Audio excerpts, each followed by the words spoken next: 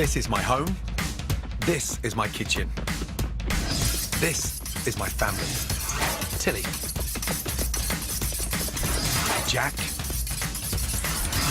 Holly. Megan. And of course, my wife Tana. You may think you're the busiest person in the world, but over this series, I'm going to prove it's still possible to cook stunning food at home. My rules are simple. Home cooking has to be easy. It's got to be fast. It's got to be delicious. So, if you think you can't cook amazing food at home, think again. These are the only recipes you'll ever need. Breakfast, lunch, and dinner.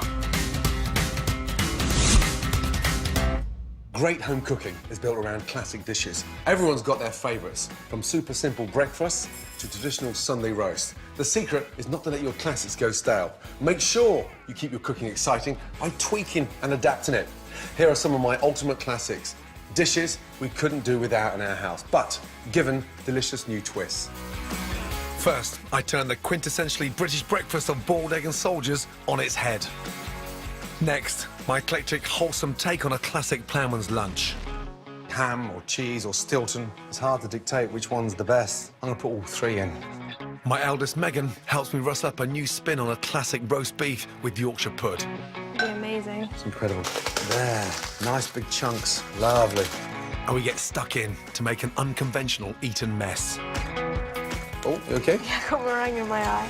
These are my classic dishes with a twist: breakfast, lunch, and dinner. First, family favourite, boiled eggs with a soldier that will make your taste buds stand to attention. There's something quite nostalgic about a boiled egg. It's something that's never lost its magic when you slice that top off and dunk that soldier into the yolk. You can't mess with a deliciously runny yolk, but this is what I like to dunk in it. An anchovy soldier. Anchovies into pepper mortar. No salt, naturally. Yeah, anchovies are very salty, so just a touch of pepper. Rich in omega-3s, the amazing tinned anchovy is a natural flavour enhancer, and I use it to pepper many a savoury dish, from roast lamb to the humble toasted soldier. Grind them to a really nice, smooth paste. The smell of that is almost like being at the seaside. Now, get your soft butter, and just put half the butter in first. 50-50 is the way, 50% anchovy, 50% butter. That way, you've got that real nice, salty creaminess. Mix that up. That's absolutely delicious. Trust me, finishing that anchovy butter on a slice of grilled fish, I'm in heaven. The bread. This is a sourdough. Delicious, very crusty. Take 4 nice slices. Now, get that pan nice and hot. A couple of tablespoons of that anchovy oil into the pan, and then get your bread and lightly fry each side. The smell of that anchovy oil is incredible. Take that out. Now, bring your water up to the boil. The secret of softly boiling an egg is to place them into the water gently, on a spoon, in, and just tilt so they don't hit the bottom. Nice and light. Up to the boil, count to 5, turn the gas down. Is it 4.5 minutes? Is it 5 minutes for a soft-boiled egg? I've cooked thousands of them, and every time it's 4.5 minutes. Whilst that's boiling, get your bread and spread that on there. That is incredible. Chopped parsley brings that kind of freshness. Goes brilliantly well with the anchovies. Hear that crunch on. I'm sorry, but I can't resist. Oh, my God. Right. Gas off. 1. Beauty in. 2. I feel like a 5-year-old again. This is that moment when you open the vault and that little magic inside is all yours. It's a great twist on a great classic. Wow.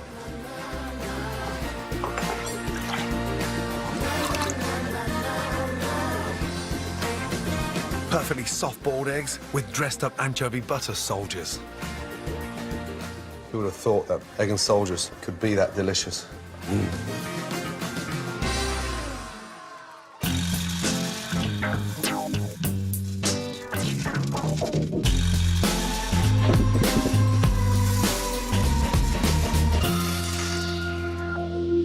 Classic recipes tend to be made with ingredients we all know very well. But however familiar they are, it always pays to hunt out the very best. Here are a few tips when you're buying the key ingredients for today's lunch and dinner recipes.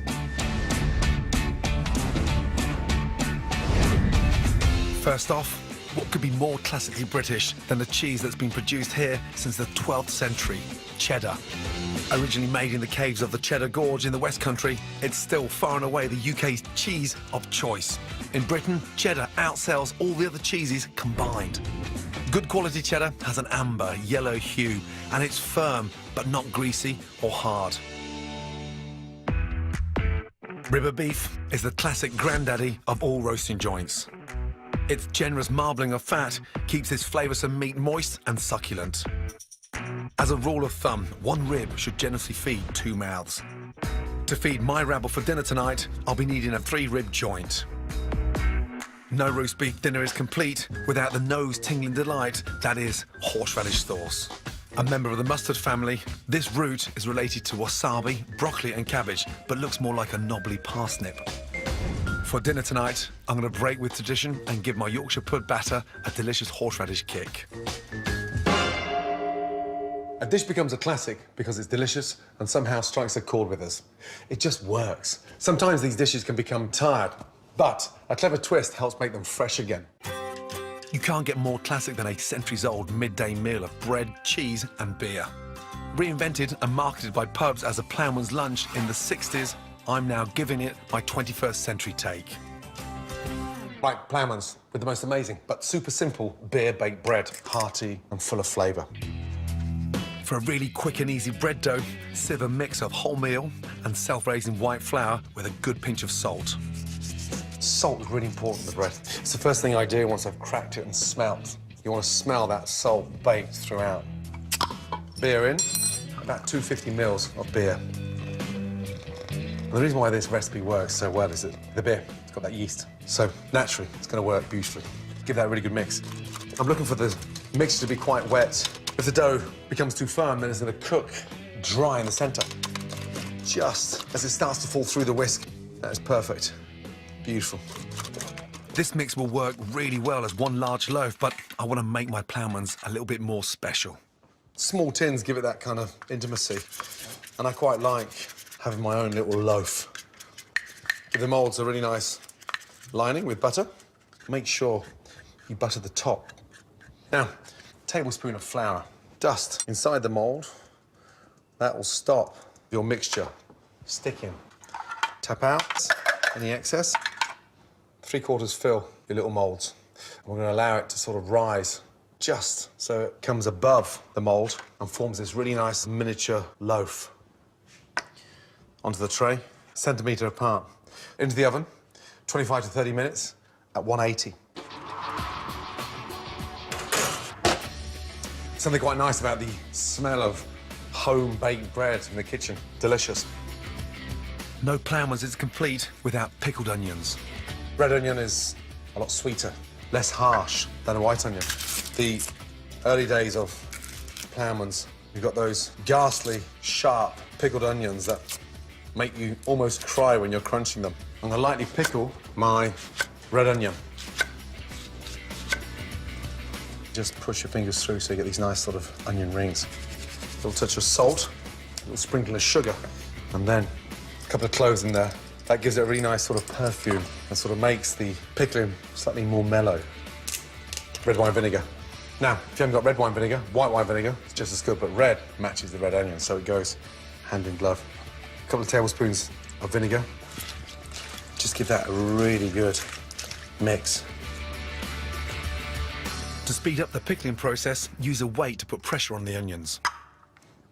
As the weight presses down on the onions, the clove, the salt, the sugar, the vinegar work their magic. And it comes out with a really nice, light, fragrant pickle. For my 21st century Ploughman's, I'm creating an all-in-one salad and bringing the traditional elements together with a punchy dressing. A tablespoon of English mustard, a tablespoon of honey, a touch of salt and pepper, and finish off with white wine vinegar and olive oil. Now, generally, it's sort of 3 parts oil to 1 part vinegar. That's the sort of general base. You don't really think of a vinaigrette with a Ploughman's, but this is a really nice sort of modern approach to a Ploughman's. For my Ploughman salad, I'm using a mixture of robust and crunchy romaine lettuce and punchy watercress. If I was making a watercress soup, I'd use the stalks. But the stalks are a little bit bitter, so I just grab them like that, pinch them, and then twist.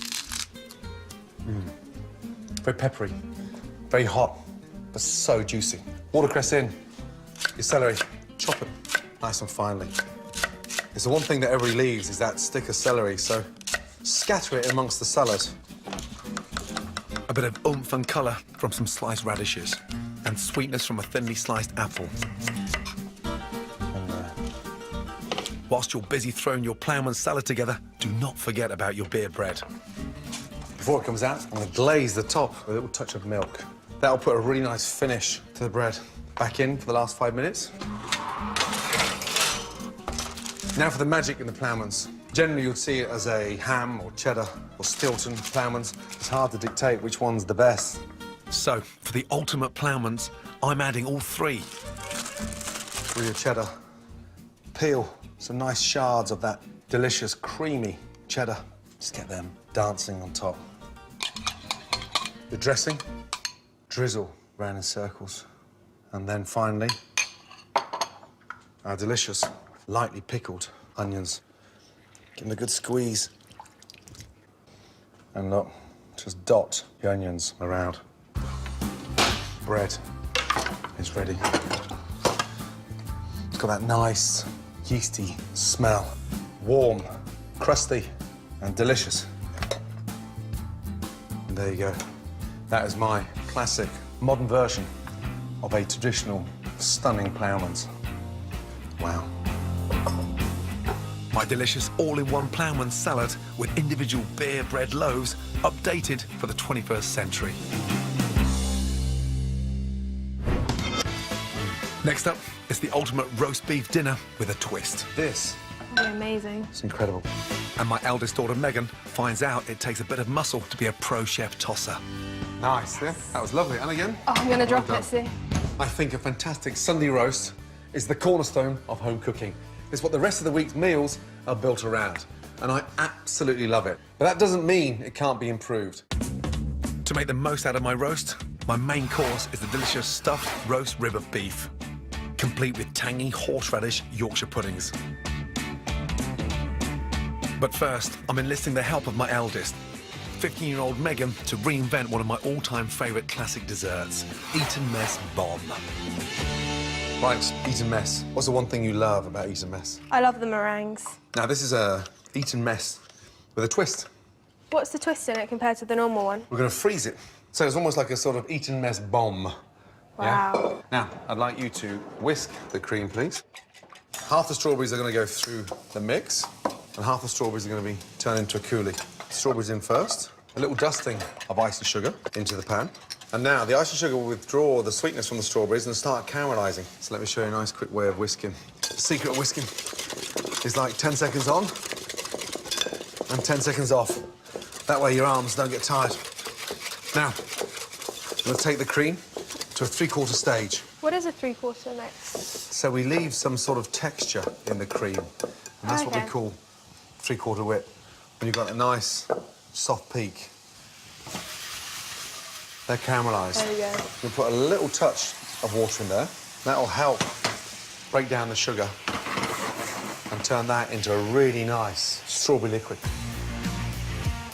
Now, to get it really nice and fine, I'm going to blend it. On and blitz. Off. OK, that's fine. And I want you to use the back of the spoon and push that through the sieve. Okay. Now, that way, you don't get those seeds. It smells so good. I love the smell. Nice. This is the exciting part. Wow. Hold on. Oh, Meg. Megan. Right, now the meringue. With your fingers, just crush and flake the meringue into the cream. How big should I crush it, Dad? Or... Get it? There. Nice big chunks. Okay. Lovely. Oh, you OK? Yeah, I got meringue in my eye. Damn. To make this dessert even easier, I often cheat by using good quality shop-bought meringues. A little taste. That's just cream and meringue. Wow, I said little taste. You okay? Strawberries in next. A couple of spoons of the coulis. Now look at that now. To prepare the mould to transform the traditional Eton mess into a frozen bombe, form a triple layer of cling film. Adding water to the bowl will help the cling film stick. As I pour that in, I want you to spread it down at the bottom and push it down. Can you hear that crunch? Yeah, the meringue. The meringue. Now, fold the cling film over. Put that in the freezer, please. Megan, please. In the freezer she goes. Dessert done. Now for our main course with a twist. That is the ribeye. We've had that in the fridge, not wrapped, so it sort of almost air dries and it intensifies the flavour. Roast so much quicker and there's less water in the beef. For me, the only downside to perfect roast dinner is the fight about who washes up afterwards. So Meg and I are going to avoid that by cooking everything in one roasting tin, starting with the spinach and mushroom stuffing. A little bit of salt and pepper, please. Good go. Some over your left shoulder. Some left shoulder, thank you. In with the garlic and the mushrooms. To toss the pan, you push down and pull back. Oh gosh. Down and push back. Off you go. Take your time. Push it down and flip it back. Good, that's it. Push down. Nice, yeah? That was lovely. And again. Nice. Oh, I'm going to drop it soon. Well done, well done, well done. Right, we're going to sort of make a little well. A little touch of butter in the middle. Now, I want you to start putting the spinach in the middle, please. So you can push that down. The spinach is cold, so you're not going to burn yourself. Be confident in the pan. Toss it, and you'll see it wilting and disintegrating away. Wow. Who would have thought all that spinach could fit in this pan? Because it's a very delicate leaf. It sort of cooks so quickly. Put this all on your board now. And then I just want you to go and give that a nice chop. Then when you're confident with one hand, I want you to pick up the other knife with the other hand. Chop it nicely. Good. Now, outside and come in gently. Good. Regroup. And take your time. Good. Right. Oh, I love that smell. What is that? Lemon thyme. Lemon thyme, that's right. So you get your little thyme stalks and you pull them down, you sort of strip the lemon thyme in. Now, tarragon, a little taste. Brilliant with the beef. Fantastic with chicken and fish. Roughly chop the tarragon, a nice sprinkling of fresh breadcrumbs. So the breadcrumbs almost sort of bring the stuffing together. Next, we're gonna get an egg yolk. Now with the beef, this is the exciting part. Slice with the bone, and then come inside and go 2/3 of the way down. Hold that open for Danny. Salt and pepper, and then look, we pack our stuffing in there. This Amazing. is incredible. Now, just gently hold that there like that, okay? Yeah. And I'll see you tomorrow. What? Tying string around the rib will keep it all together during roasting. Not too tight. If we tie it too tightly, what happens? The stuffing will come out. That's right. That's ready for roasting. But we're going to protect it and sit it on a trivet. So a trivet basically is almost like a sort of little bed. A little bed. That's right. If you want to enjoy these delicious roast vegetables at their best, make sure you remove them from the hot oven after 35 minutes and reheat before serving with your beef. Now, a little mix for the top. A couple of teaspoons of mustard powder in. Salt, a couple of tablespoons of olive oil. Mix that in. I'm going to pour my mustard powder over the beef. So this forms a really nice glaze. My one-pot roast dinner goes into a hot oven 15 minutes at 230 degrees, then down to 170 degrees for another 2 hours. Beautiful.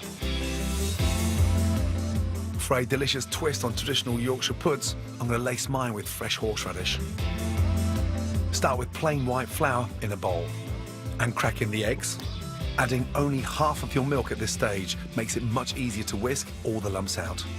And if, like me, you like your puddings a little lighter and crispier, add a dribble of cold water and add salt to season. When you're happy your batter is lump-free, whisk in the remaining milk. Peel and grate horseradish and add a handful to the mix. We can leave the batter to rest while we get the meat from the oven. That is beautiful. And this is where you really need to let it rest. How long would you say to rest it for? I like to rest the meat for at least 20 minutes. Just the right amount of time for us to whack up the oven and to get our Yorkshire puddings in. I love using the rich dripping, but vegetable oil is a healthier option. To get the fluffiest Yorkshires, your tray and fat must be piping hot. For best results, take your jug of batter to the oven and pour the mixture in there. It takes just 15 minutes for our Yorkshire puds to puff themselves up and turn a delicious golden brown. With the Yorkshire puddings on the way and the beef rested, we can finish off the Eton mess bomb. Run the bowl under the hot water. Twist and pull. Nice. Wow. Look at that beauty. It's amazing. Sit that on to your plate. Now, the finishing touches. A drizzle of the remaining strawberry coulis Just going to pour this over. Amazing flavour. and some grated mint chocolate.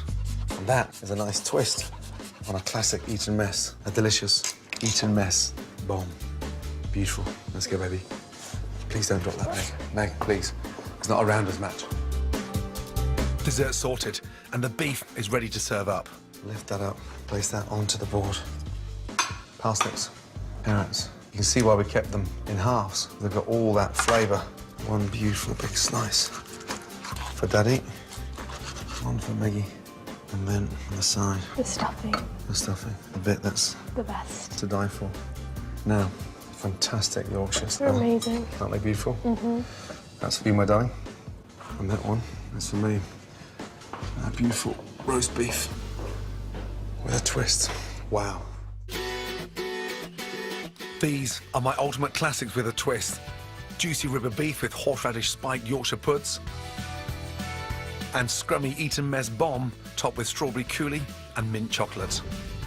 With the younger kids out at friends, it's down to just me, Tana and Megan to get stuck in.